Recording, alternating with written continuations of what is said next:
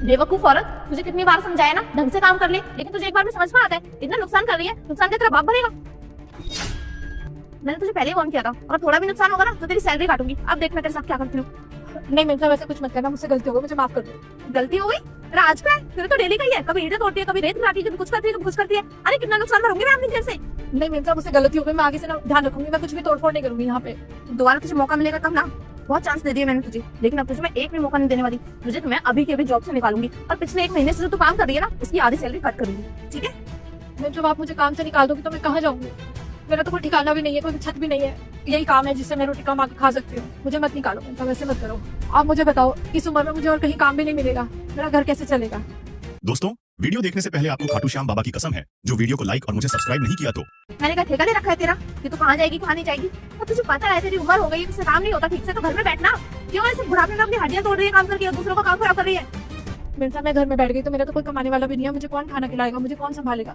मैं बिल्कुल अकेली हूँ। तो इतने बुरे कर्म क्यों किए तूने? ये सब तेरे छोड़ के भागे, अब रहे अकेली। ऐसे कांड होंगे ना तेरे घर में भी, तोड़ती होगी सामान को। चल निकल यहाँ से, ज्यादा बहस मत कर मुझसे।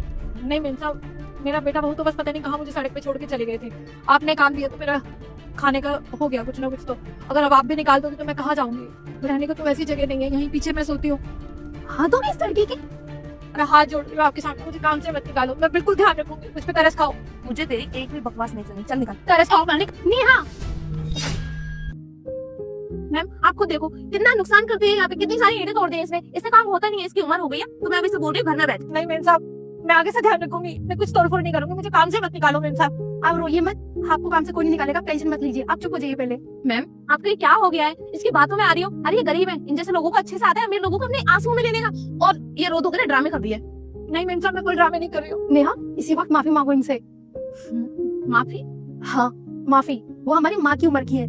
मैंने देखा और सुना कि तुमने उनके साथ कितनी बदतमीजी करी, उनके साथ क्या मजबूरियां रही होंगी जो इस उम्र में भी वो काम कर रही है, लेकिन तुम कभी नहीं समझ सकती इस चीज को। इंसान किस मजबूरियों से जूझ रहा है, तुम उसकी मजबूरियां नहीं समझ रही तो मत समझो, कम से कम उसे ताने तो मत मारो।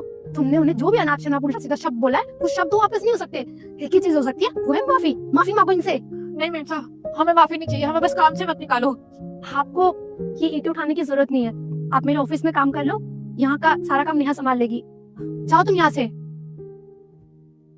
आप परेशान मत होइए, आइए आप मेरे साथ बैठिए, मैं आपको अपने ऑफिस ले चलती हूँ, और वहीं पे चाय पानी का काम कर लेना, यहाँ का सारा नेहा संभाल लेती है। और जो भी उसने किया आपके साथ, मैं आपसे हाथ जोड़ के माफी मांगती हूँ। आप मेरी माँ की उम्र की हैं, और ये सब आपके साथ जो भी हुआ मुझे बिल्कुल अच्छा नहीं लगा। मुझे पता है इंसान किसी न किसी मजबूरियों से जूझ रहा है, तब जाके वो ये काम कर रहा है। 2 वक्त की रोटी के लिए इंसान कितना कुछ सहता है। आइए। ठीक है मेम साहब, आपका बहुत बहुत धन्यवाद मेम साहब।